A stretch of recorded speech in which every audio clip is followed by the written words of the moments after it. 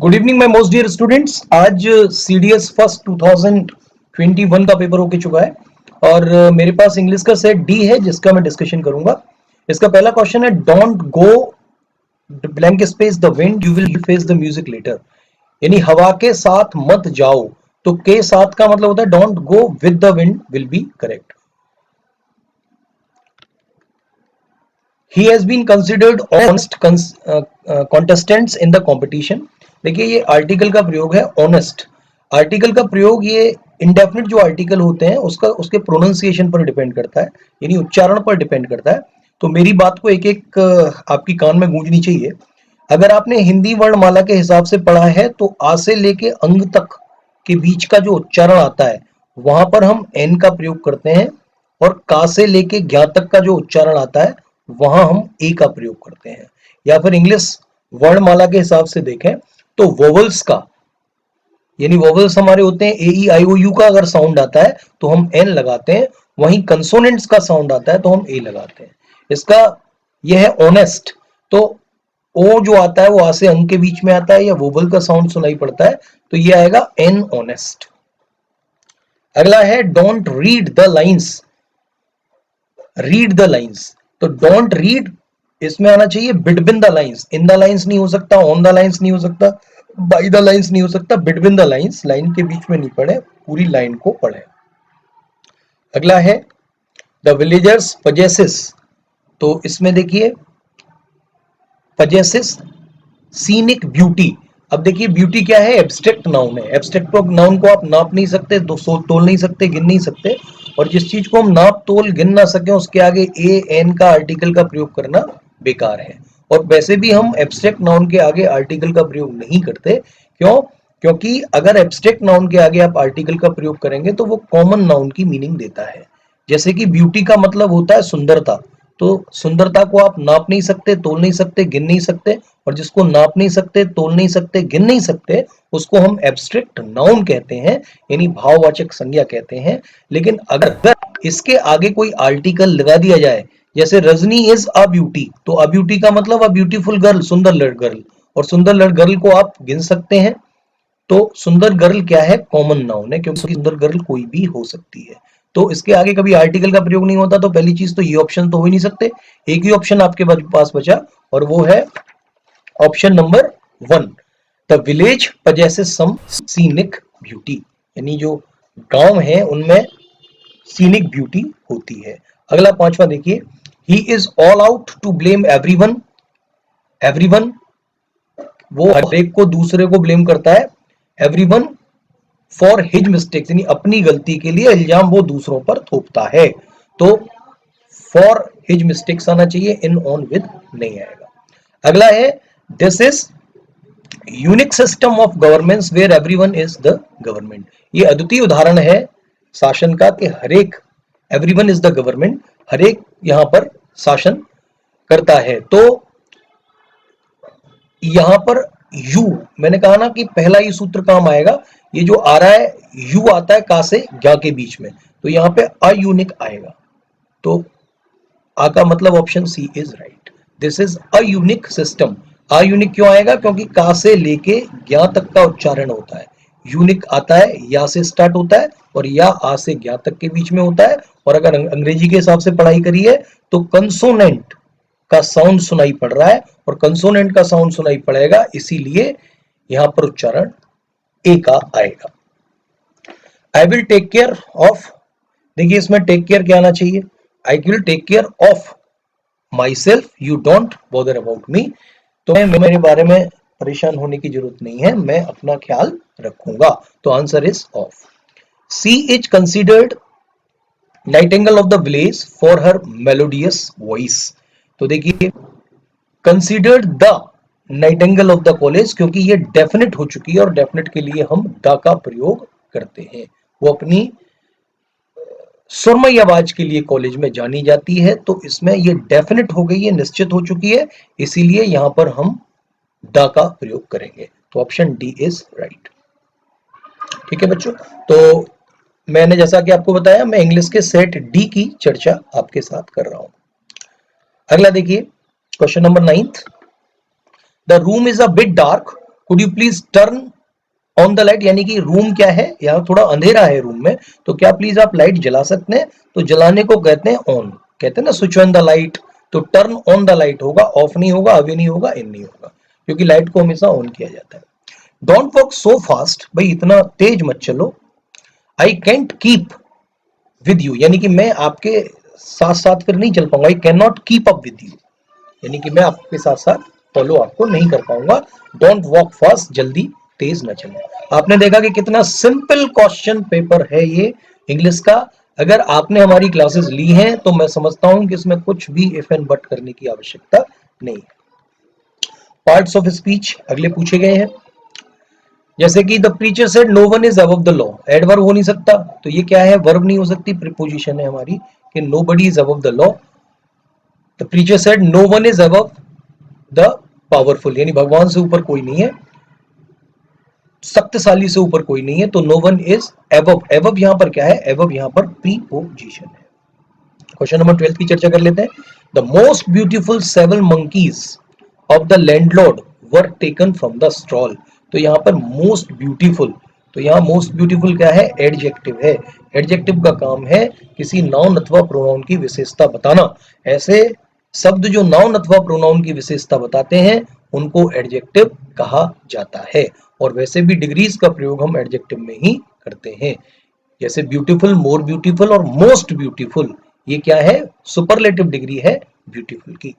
तो एडजेक्टिव ऐसे शब्द होते हैं जो नाउन या प्रोनाउन की विशेषता बताते हैं, उनमें चार चांद लगाते हैं, उनकी खूबसूरती बढ़ाने का काम करते हैं, और ऐसा केवल ऑप्शन बी कहता है कि एडजेक्टिव है।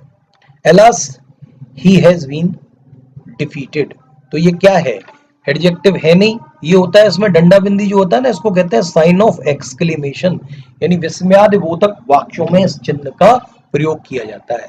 विस्मयादिबोधक का मतलब एक्सक्लेमेटोरी सेंटेंसेस, एक्सक्लेमेटोरी सेंटेंस का मतलब एक्सक्लेम, यानी कि जो आपकी सडन फीलिंग्स हैं, जो आपकी सडन भावनाएं हैं, उनके लिए इसका प्रयोग किया जाता है। तो ये ना तो कंजक्शन होता है, ना एडजेक्टिव होता है, ना वर्ब होता है, बचा क्या, ये इंटरजेक्शन। तो ऑप्शन सी इज राइट। अगला क्वेश्चन है, the man who is in the green shift is the chief of the day. देखिए रिलेटिव प्रोनाउन के संदर्भ में मैंने आपको बताया है, और प्रोनाउन के संदर्भ में भी आपको बताया है। तो इसमें देखें, the man who is in the green shift is the chief of the day. तो रिलेटिव प्रोनाउन कैसे होता है, जैसे कि अगर मैं कहता हूं दिस इज द मैनेजर,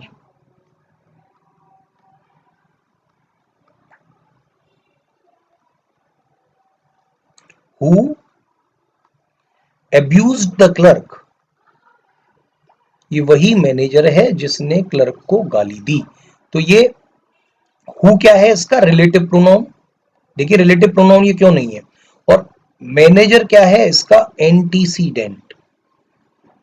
और एक सूत्र मैंने आपको बताया था कि रिलेटिव प्रोनाउन को जितना हो सके उसके एंटीसीडेंट के पास लगाते हैं। एंटीसीडेंट का मतलब जिसके लिए रिलेटिव प्रोनाउन का प्रयोग हुआ है। यहां पर एंटीसीडेंट में एक शब्द आ रहा है एंटी, एंटी शब्द जहां भी आ जाए इसका मतलब होता है बिफोर। जैसे एंटी मेरिडियन का मतलब बिफोर नून, दोपहर से पहले। एंटी डेट का मतलब पहले वाली डेट। एंटी मॉर्टम का मतलब मरने से पहले की स्थिति। तो ऐसे ही एंटीसीडेंट का मतलब जो रिलेटिव प्रोनाउन से पहले आए। तो इसमें इसका कोई एंटीसीडेंट तो है नहीं, तो यहां पर हु क्या है, हमारा प्रोनाउन है। The man who is in the green shift is the chief of the day. 15 देखिए, he has been living in the jungle for long and he knows all the animals here।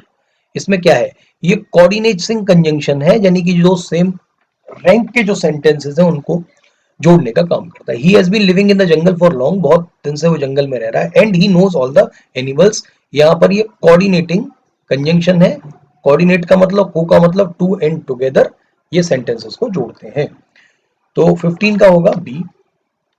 तो आपने देखा इसमें grammar में थोड़ा सा basic से पूछा गया है कि कोऑर्डिनेटिंग कंजंक्शन कौन से होंगे, सबऑर्डिनेट कंजंक्शंस क्या होते हैं, राइट।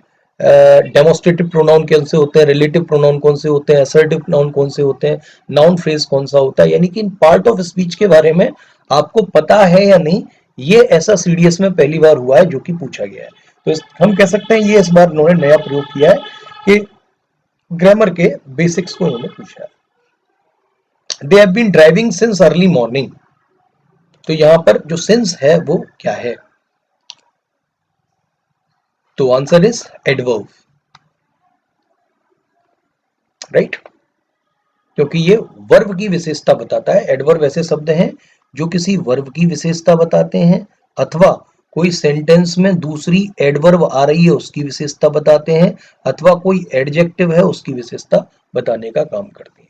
तो एडवर्ब ऐसे शब्द हैं जो किसी वर्ब को क्वालिफाई करते हैं, इसकी विशेषता बताते हैं, वर्ब में चार चांद लगाते हैं, या कोई एडजेक्टिव है उसमें चार चांद लगाते हैं, अथवा दूसरी एडवर्ब लग रही है उसमें भी चार चांद लगाने का काम करते हैं। This time we woke up to the virus related diseases. This time we woke up to the, तो इसमें ये क्या है? दिस टाइम, यहाँ पे आर्टिकल तो है नहीं, ना एडवर्ब है ना नाउन फ्रेज है, क्योंकि फ्रेज ऐसे शब्दों का समूह है। फ्रेज क्या होता है? ऐसे शब्दों का समूह, a group of words that does not have a definite verb और डेफिनेट सेंटेंस। ऐसा शब्दों का समूह जिसमें डेफिनेट वर्ब नहीं होती, कोई सेंटेंस नहीं होता, लेकिन उसका मीनिंग होता है। जैसे अंधेरे कमरे में, इन द डार्क रूम, तो इसका एक मीनिंग है। और इन द डार्क रूम ये चार शब्दों का समूह भी है, लेकिन इसमें कहीं भी कोई सेंटेंस नहीं है। ऐसे ही 400 साल पुरानी पेंटिंग, 400 ईयर ओल्ड पेंटिंग, ये पांच शब्द हैं, it is a group of 5 words, लेकिन कहीं भी इन शब्दों में क्या नहीं है? इन शब्दों में कहीं भी कोई वर्ब नहीं है, इसीलिए उनको फ्रेज कहा जाता है। ऐसे ही म्यूजिक ऑफ स्पेन, अब म्यूजिक ऑफ स्पेन इसको क्या बोलेंगे? नाउन फ्रेज बोलेंगे, क्योंकि ये तीन शब्दों का समूह है और म्यूजिक ऑफ स्पेन का अपना एक मतलब भी होता है। और म्यूजिक क्या है? नाउन, तो किसी फ्रेज में नाउन आ जाए तो उसको नाउन फ्रेज कहते हैं। जैसे 400 साल पुरानी पेंटिंग, 400 ईयर ओल्ड पेंटिंग, ये भी क्या है? ये एडवर्बिकल एडजेक्टिव इसमें है, ईयर ओल्ड पेंटिंग, तो ये भी हमारा क्या है? फ्रेज है। लेकिन चूंकि इसमें नाउन आ रहा है इसलिए नाउन फ्रेज है। तो हमारा केवल बचा डेमोस्ट्रेटिव। डेमोस्ट्रेटिव प्रोनाउन ऐसे हैं जो डेमोस्ट्रेशन का काम करते हैं। तो this time we woke up to the virus related diseases, that is called the demonstrative pronoun, क्योंकि ये डेमोस्ट्रेशन करने का काम कर रहा है। Question number 18, love your neighbour as thyself, himself, their, ये सब क्या है? प्रोनाउन है, ना प्रपोजिशन है, ना एडजेक्टिव है, नाउन है। Thyself, themself, their self, ये सब क्या है? Pronoun. Ravi won the match with a huge margin, तो यहां पर वन क्या है? Transitive verb. अब देखिए यहाँ पे सारी चीजें हैं ये आपको पूछी गई हैं। ट्रांजिटिव वर्ब मैं आपको कई बार बता चुका हूं कि ट्रांजिटिव वर्ब ऐसी वर्ब होती है जिसमें ऑब्जेक्ट आता है, यानी कि जो ऑब्जेक्ट वर्ब लेती है उसको कहते हैं हम ट्रांजिटिव वर्ब, और उसकी हिंदी बोलती है सकर्मक क्रिया। सकर्मक क्रिया का मतलब जहां पर कर्म हो रहा हो। अभी मैंने एक एक्टिव पैसिव का वीडियो डाला है, उसमें आपको बताया है कि ट्रांजिटिव वर्ब की केवल पैसिव वॉइस बनती है। इंट्रांजिटिव वर्ब ऐसी वर्ब होती हैं जो अपने बाद ऑब्जेक्ट नहीं लेती, और जैसी वर्ब जो अपने बाद ऑब्जेक्ट नहीं लेती उनकी कभी भी पैसिव वॉइस भी जो है वो नहीं बनती। ये चीज थोड़ा सा ध्यान में रखिएगा। पूरा की पूरा चैप्टर देखिए, पैसिव वॉइस का मैंने कराया है, आप यूट्यूब के चैनल पे खंगालेंगे हमारे पे तो ये सारा कुछ मिल जाएगा। जैसे कि द स्काई इज ब्लू, इसकी कोई पैसिव वॉइस नहीं बन सकती, तो इंट्रांजिटिव वर्ब है। तो डेमोस्ट्रेशन यहाँ हो नहीं रहा, एडजेक्टिव ये है नहीं, तो ये क्या है? ट्रांजिटिव वर्ब है, क्योंकि रवि वन द मैच, तो इसमें द मैच हमारा ऑब्जेक्ट आ रहा है, तो इसीलिए ये ट्रांजिटिव वर्ब है। ऐसी वर्ब जो अपने बाद ऑब्जेक्ट लेती हैं उनको ट्रांजिटिव वर्ब बोला जाता है। अगला देखिए, this was an exclusion in the group, तो ये क्या है? यहाँ पर नाउन है। अगला देखिए, कंप्लीट द सेंटेंस, यानी सेंटेंस को कंप्लीट करना है। तो मैंने कहा अगर ग्रामर आपने थोड़ा सा ढंग से की है तो इस पेपर में 40-45 नंबर तो ओनली केवल ग्रामर के बेसिस पर ही स्कोर किए जा सकते थे। माफ कीजिएगा। हेलो, हाँ बताएं, आप बताएं, मैं बाद में कॉल कर लूँ आपको, थोड़ा सा एक जरा बिजी था।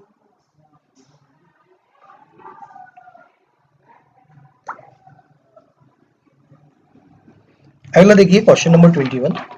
शीला हैज बीन, इसमें क्या है, following items have one part of the sentence followed by the four alternatives, complete the sentence by choosing the correct alternative. Choose करके हमें सेंटेंस को करेक्ट करना है। ये किसका है? Sheela has been at the receiving end but she is very honest. देखिए but क्या करता है, बट दो विरोधाभासी सेंटेंसेस को जोड़ने का काम करता है। तो I think option A is right, but she is very honest. अगला है इलम has no other option but to accept the challenges, उसके पास परिस्थितियों को एक्सेप्ट करने के अलावा, चुनौतियों को एक्सेप्ट करने के अलावा और कोई रास्ता नहीं था। Although the group has been acquitted they are under the watch of police. ठीक है, हालांकि ग्रुप एक्विटेड छूट चुका था लेकिन वो पुलिस की रडार पे था, पुलिस उसको वॉच कर रही थी। Option A is right. Question number 24। Unless you fulfil the essential qualifications you will not be called for the interview. Unless का मतलब होता है इफ नॉट, अगर आपने एसेंशियल जरूरत की जो शैक्षिक योग्यता है वो आपके पास नहीं है तो आपको इंटरव्यू के लिए नहीं बुलाया जाएगा। तो इसके बाद अगर यहाँ पर प्रेजेंट कॉन्टिन्यूअस है, ये कंडीशनल सेंटेंसेस में आता है। मैंने कंडीशनल सेंटेंसेस आपको पूरे कराए हैं, पूरी क्लास देखिए। 6 रूल हैं, उनसे बाहर कोई सूत्र नहीं जाएगा। अगर यहाँ प्रेजेंट इंडेफिनिट है तो हम यहाँ विल का प्रयोग करते हैं।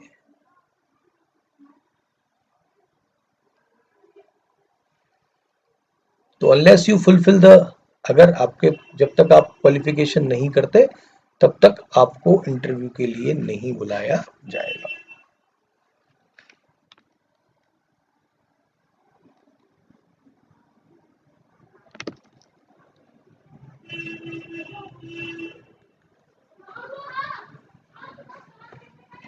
पच्चीसवां देखिए, the companies bid for the contract is rejected since the deposit in the account is less than found less than required. क्योंकि जो अकाउंट की जो कॉन्ट्रैक्ट की जो बिलिंग थी वो रिजेक्ट कर दी गई क्योंकि जो अकाउंट का डिपॉजिट था वो कम पाया गया। I could not sleep,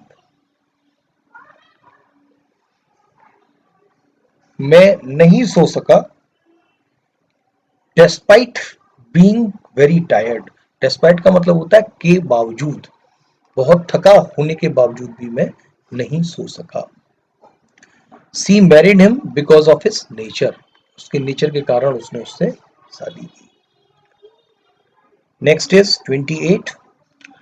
I will come to meet you in case you want, अगर तुम चाहते हो तो मैं आपसे मिलने आऊंगा।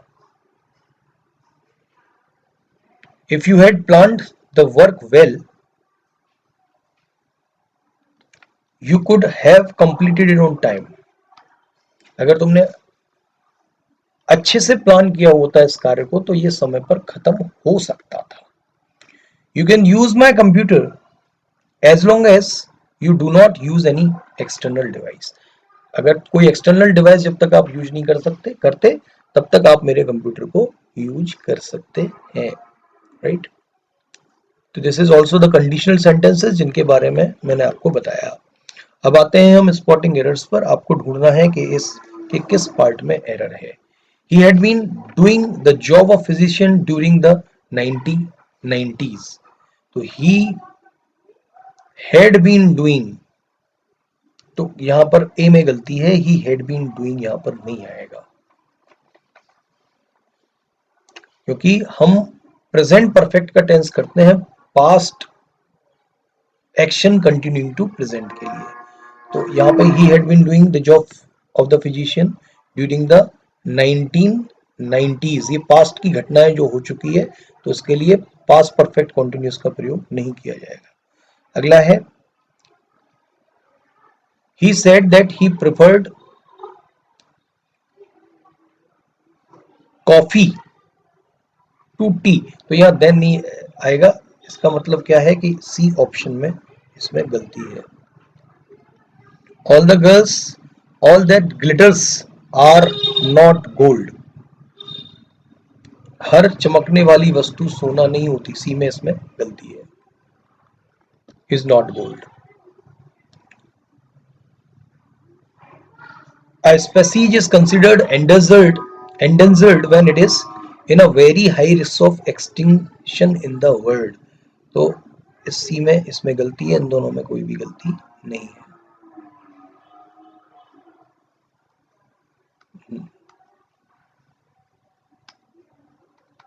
ये सी की गलती आप नोट कर सकते हैं।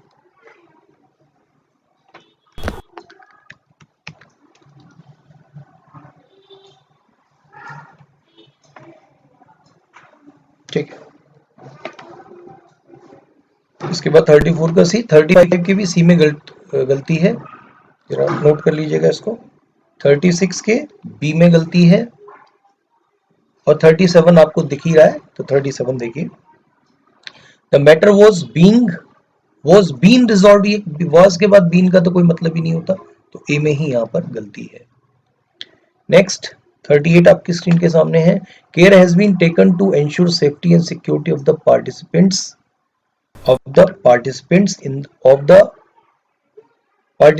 इन the event. I think the option, इसमें कोई भी गलती नहीं है, it is right. Question number 39, Indian film industry is considered to be one of the symbols. देखिए वन ऑफ के बाद हमेशा प्लूरल नाउन आता है, तो वन ऑफ द सिंबल्स यहाँ पे आएगा, तो सी में गलती है।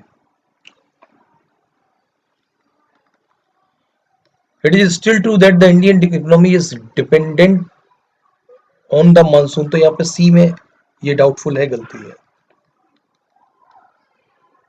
Idioms and phrases, be in Eclipse, देखिए ये सब याद करने की है मैंने आपको। तो बी इन इक्लिप्स का मतलब, इलिप्स का मतलब यानी कि लेस सक्सेसफुल, याद करने का सारा सामान है। 42 का, ways and means mean method of achieving something, methods of achieving something. Ways and means का मतलब मेथड ऑफ अचीविंग समथिंग, किसी चीज को अचीव करने की विधियां। अप इन आर्म्स का मतलब very angry, up in arms का मतलब होता है वेरी एंग्री। बिग टिकट का मतलब होता है वेरी कॉस्टली, बहुत ज्यादा महंगा। मैंने आपको करीब 41 पेजेस के दिए थे, तो इनमें से ही सारे पूछे गए। Bolt from the blue, bolt from the blue का मतलब मैंने बताया, एन इवेंट और piece of news which is unexpected, ऐसा इवेंट या ऐसी सूचना समाचार जो कि अप्रत्याशित है, बोल्ट फ्रॉम द ब्लू कहते हैं। Be a law unto yourself, be a law unto yourself का मतलब behave unconventional and unpredictable. Be a law unto yourself यानी कि अपने आदत के व्यवहार के विपरीत व्यवहार करना, अनकन्वेंशनल एंड अनप्रेडिक्टेबल, अप्रत्याशित। स्पिप ऑफ का मतलब होता है to make oneself look neat, to make oneself look neat. Run wild का मतलब होता है to grow without any control, wild का मतलब जंगली तरीके से, तो बिना किसी कंट्रोल के ग्रो करना। विंड डाउन का मतलब है to relax after a period of activity. 50 है mellow out, to enjoy oneself without doing much. Mellow out का मतलब है टू एंजॉय वनसेल्फ विदाउट, ज्यादा कुछ ना करके एंजॉय करना, तो सी। एंटोनिम सिनोनिम्स आए हैं, देखिए। Having got excited, she opened up the Pandora's box which led to a lot of uproar। Communication का मतलब होता है uproar। The inherent danger in the problem is that it would lead to many more problems। Inbuilt, it will, inherent danger का मतलब क्या है? Inherent का मतलब किसी चीज में छुपा होना, जैसे कि inherent quality, तो inherent danger in the problem is जो छुपा हुआ यानी inbuilt, यानी इसी के साथ जो built है। तो inbuilt danger जो इसमें है प्रॉब्लम में, वो ये है कि इससे और भी अनेक समस्याएं उत्पन्न होंगी। तो इसका देखिए मैं डिटेल में कराने में काफी समय लगेगा, तो इसीलिए अभी इसके आंसर्स आप एक बार देख लीजिए। तो मैं संक्षेप में चीजों को डिस्कस यहाँ पर कर रहा हूं। The officer was reprimanded by the court for delaying the cases. एड, तो इसका होगा एडमोनिस्ट, सही है ये 53 admonished. 54 some people think that their strength is perpetual. Perpetual का मतलब होता है एवर लास्टिंग, परपेचुअल का मतलब होता है एवर लास्टिंग। अगला है one's actions exemplify one's attitude and values. तो ये आएगा किसी जो एक्शन होते हैं वही आपके एटीट्यूड और आपकी वैल्यूज को जो है वो डेमोस्ट्रेट करते हैं, डिफाइन करते हैं। उसका मतलब होगा डेमोस्ट्रेट करना। The crux of the issue was that, crux का मतलब क्या हुआ? क्रक्स का मतलब कोर, एसेंस, यानी कि जो क्रक्स ऑफ द इश्यू, इस इश्यू का जो क्रक्स है वो ये है that there was no evidence to prove the accused guilty of the act, कि कोई भी एविडेंस ऐसा नहीं है जो दोषी पर दोष को सिद्ध करे। Each child develops his or her competency based on the context and the inputs for learning। तो आंसर इज ए। कॉम्पिटेंसी का मतलब होता है, बड़ा सिंपल शब्द है, capability. He appears to be very haughty but he is a humble person। तो देखो बट कैसे कनेक्टिव्स को जोड़ता है, बट ऐसे सेंटेंसेस को जोड़ता है जिनमें विरोधाभास हो। हम्बल का मतलब बड़ा शांत स्वभाव, और हॉटी का मतलब थोड़ा सा गुस्सैल स्वभाव का। तो 58 का आएगा गुस्सैल, अहंकार स्वभाव का। तो अहंकार, गुस्सैल के लिए एरोगेंट शब्द यहाँ पर सही रहेगा। अगला है the newly appointed secretary is industrious. Industrious का मतलब होता है डिलिजेंट। अगला है the indignant attitude of the speaker made the groups unhappy. अब अनहैप्पी क्या है, उसको अनहैप्पी किया, तो इसका मतलब कोई पॉजिटिव चीज तो अनहैप्पी करती नहीं है, नेगेटिव चीज नहीं अनहैप्पी किया होगा, तो ये नेगेटिव एटीट्यूड है उसका। और नेगेटिव एटीट्यूड का मतलब रीसेंटफुल एटीट्यूड। एंटोनिम्स का मतलब opposite. His arguments are not valid. People considered it bombastic।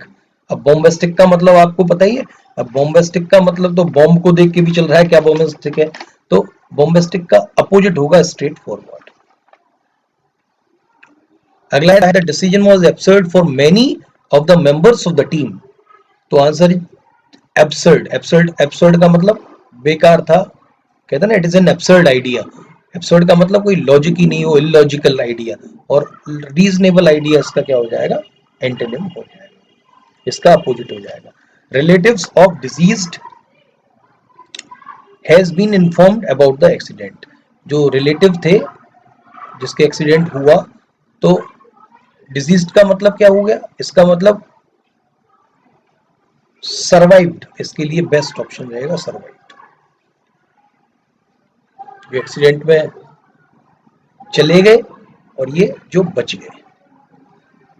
अगला है at last she was able to get some solace as the matter has been resolved amicably. तो एमिकेबली का मतलब मित्रता पूर्वक कोई चीज सिलट गई तो उसको उसकी कुछ शांति, तो यहाँ पे इसका अपोजिट होगा aggravation. 21st century has turned out to be a century of problems contrary to the thinking that it would be better time। तो देखिए 65 का कंट्रेरी, कंट्रेरी का मतलब विरोधाभास, और इसका मतलब क्या है, सिमिलर, अपोजिट इसका सही रहेगा। अगला the poet said that the poetry is spontaneous overflow of powerful things. तो एक तो स्पॉन्टेनियसी, स्पॉन्टेनियस, और एक होता है डेलिबरेटली।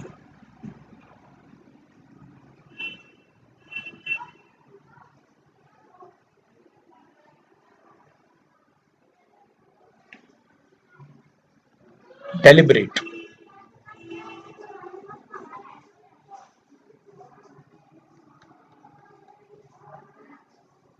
अगला है language is an instrument for asserting one's identity, attitude and perspective. तो इसका आंसर होगा सी, दैट इज डिनाइंग। इसको एक बार स्पॉन्टेनियस का हम प्रिपेयर्ड भी सोच सकते हैं, क्योंकि स्पॉन्टेनियस का मतलब स्पॉन्टेनिटी, लगातार, और प्रिपेयर्ड का मतलब भी, तो इन दो में हमें ये देखना है।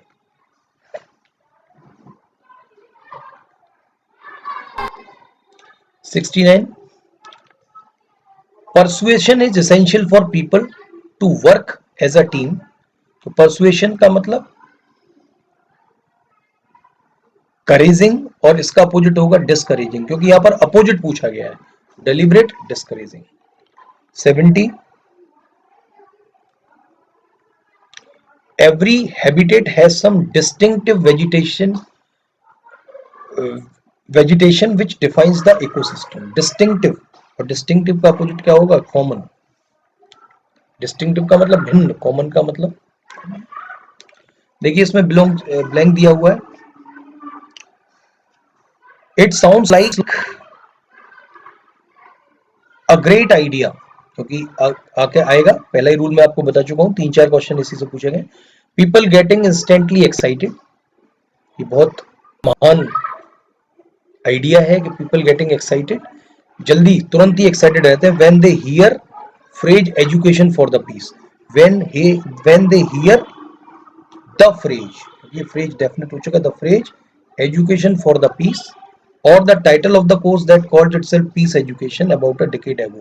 I proposed such course in my institute. I proposed such a course in my institute. The idea of a course, the idea of the course in into peace education has occurred to me on the way back from one of the neighboring countries where I met students of class 9th। I could not find any difference, मुझे कोई भी difference नहीं लगा, between Indian students and their counterparts, विदेशी student में और यहाँ के स्टूडेंट में कोई फर्क नहीं लगा, in other countries, on peace living together, on peace and living together. It made me think that if one learns to live with a conflict, life grows across it like grass with or trees, grass with trees, grass with trees, यहाँ पे with trees आएगा, option is right। The arguments and stances children took demonstrated that peace comes from, तो यहाँ पे that आएगा, that peace comes from understanding a conflict well, not necessarily by solving it। ये आपका complete हुआ। देखिए काफी सिंपल है, इसको समझना, राइट। अगला देखिए, स्टार्टिंग और एंडिंग स्टेटमेंट दे रखा है इसमें, और 4 सेंटेंसेस को आपको लगाना है। Question number 81, man has progressed with science and technology. अब ये देखिए पी में जो ही आया है वो किसके लिए आया है,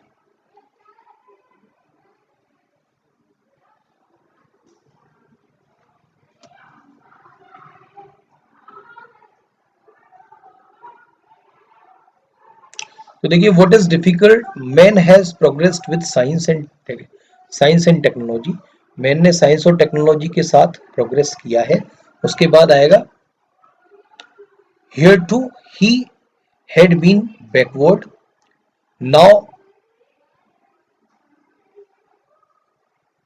now with science, knowledge and technology, know how he had done was impossible।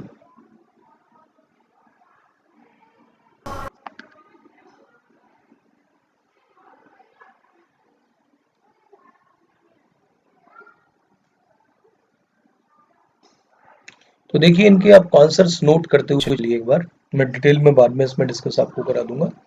81 का आंसर होगा सी।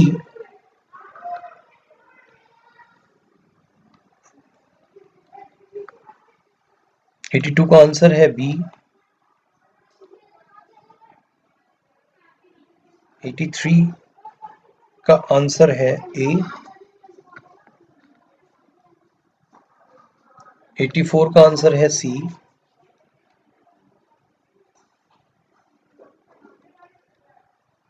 85 का आंसर है बी। 86 का आंसर है सी।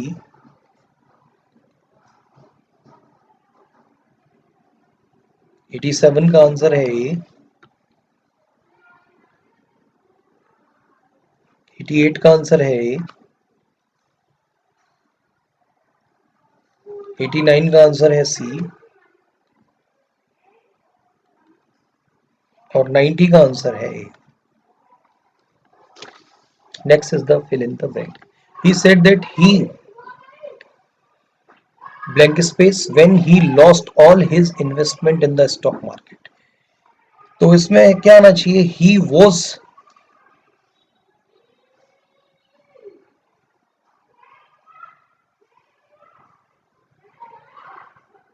he said that he broke when he lost, वो टूट गया, किसी के द्वारा तोड़ा नहीं गया, खुद ही टूटा है, तो was broke.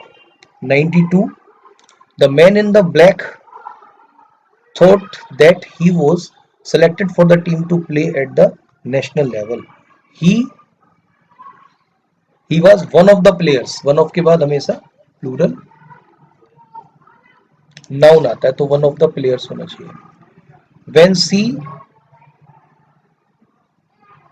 met her friend after a period of 2 decades, her throat choked. उसका गला चौक हो गया जब 2 दशक बाद अपने फ्रेंड से मिली. The portrait of the lady conveys more than it appears.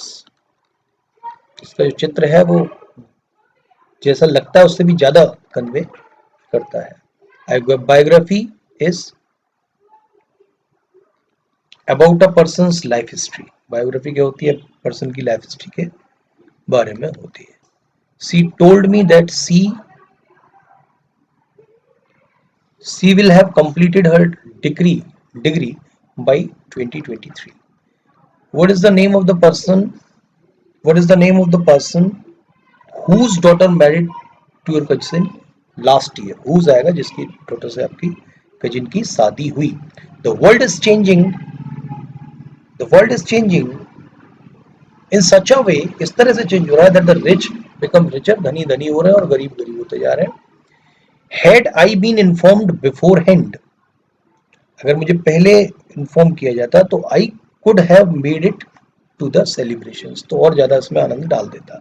Indian perspective of life informs that the leading a life of greed will result in unhappiness.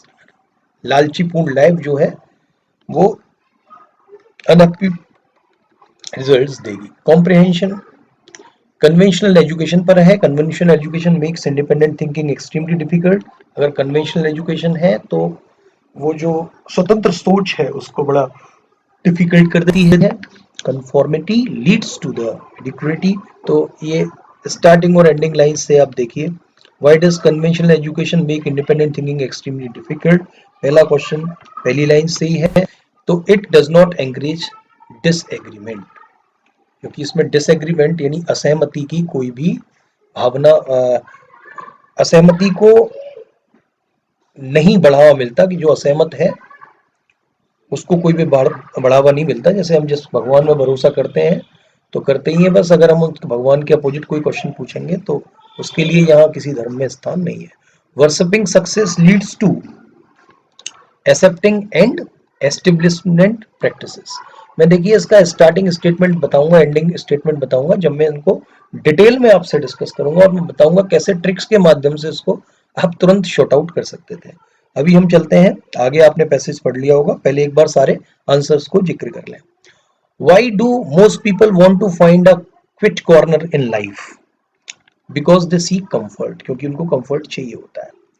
Which word in the passage means bias? Bias का मतलब है prejudice. का मतलब क्या होता है? Biased. Prejudice का मतलब पूर्वाग्रह से ग्रसित, राइट. अगला है the word uncomprehendingly in the passage means. इसका मतलब है विदाउट नोइंग. अगला है noise is the common problem in both urban and rural area. Traffic noise in particular. Traffic noise एक सामान्य समस्या है ग्रामीण और शहरी क्षेत्रों में. Trees and scrubs are not only visually attractive but also can make effective noise barriers. ये नॉइज बैरियर्स हैं. अगर ट्रीज वगैरह जो होते हैं ये आवाज को, ट्रैफिक नॉइज को कम करने का काम करते हैं. Therefore, when space permits, we have to plant more and more trees and shrubs in area where there is noise problem. तो जहाँ नॉइज प्रॉब्लम है, यहाँ साउंड की समस्या है, साउंड प्रदूषण है, वहां पे ज्यादा से ज्यादा पेड़ लगाने चाहिए। बाई डूइंग दिस नॉइज जो है वो रिड्यूस हो जाती है भाई 6 decibels over a distance of 30 metre. 30 metre distance पे 6 डेसिबल तक जो नॉइज है वो रिड्यूस हो जाती है। ठीक है भाई, तो नॉइज रिड्यूस करनी है, इसका क्या है क्रक्स, मैंने यहीं से पता कर लिया। साउंड प्रॉब्लम है और इसको ओवरकम किया जा सकता है ट्रीज लगाने से, प्लांटेशन से। आगे बढ़ते हैं। what distance a good number of trees can cover in reducing the noises? पहली बार आ गया था 30 मीटर, जबकि मैंने पूरा पैसेज भी नहीं पढ़ा था। Answer is what, 30 meters. Trees can reduce noise only when they are plant dense, जब उनको घना प्लांट किया जाए, डेंस प्लांट किया जाए। Single layer of trees is worthless as a noise barrier, क्योंकि नॉइज बैरियर झुंड से कम होता है। नॉइज कैन पेनेट्रेट इजीली, क्योंकि वहां से नॉइज इजीली पेनेट्रेट कर सकती है, घुस सकती है। हायर द ट्रीज, जितने लंबे ट्रीज होंगे, लोअर द नॉइज, उतनी ही कम नॉइज होगी। 110 how do scrub and tall grass reduce noise? तो answer is the scrub absorb noise, यानी कि वो नॉइज को एब्जॉर्ब कर लेता है। दोनों सिंपल पैसेज थे। अगला आते हैं, कौन सा सीक्वेंस इसमें सही रहेगा। तो देखिए, freedom does not means the opportunity. Opportunity के बाद क्या आना चाहिए? अपॉर्चुनिटी के बाद क्या आना चाहिए? आर के बाद क्या आना चाहिए? फॉर सेल्फ ग्रेटिफिकेशन और the setting aside of consideration of others. Option is D is right. 111 का आप डी ऑप्शन टिक कर सकते हैं, that will be the right option. 112 of any kind, तो डोमिनेशन और compulsion of any kind, RP एक साथ में होना चाहिए, आरपी केवल ऑप्शन ए में एक साथ में। क्वेश्चन नंबर 113, बनाना प्रोवाइड्स एनफ पोटेटिज्म, तो क्यूपी आना चाहिए, क्यूपी डी में साथ में है, आंसर इज डी। अगला है, this is the time of great trouble, तो क्यूपी साथ में आना चाहिए, वो भी किस में है? डी में है, answer. Question number 115, some archaeologists are of the opinion, यहां भी क्यूपी साथ में आना चाहिए, वो भी केवल एक ऑप्शन है, ऑप्शन नंबर सी। तो option number C is right. Right, next देखिए,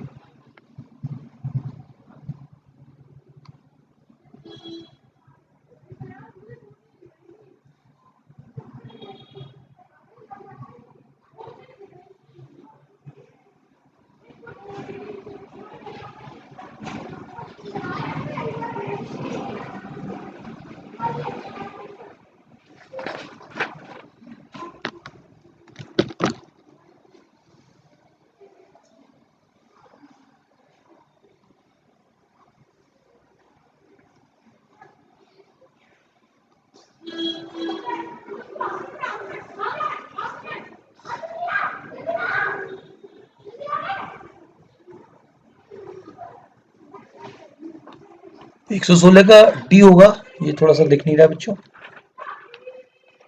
117, coal was the main source of energy, तो आर के बाद एस केवल ऑप्शन बी में, answer is option B. How important is the information, S Q किसी में साथ में, इसमें, आंसर इज सी।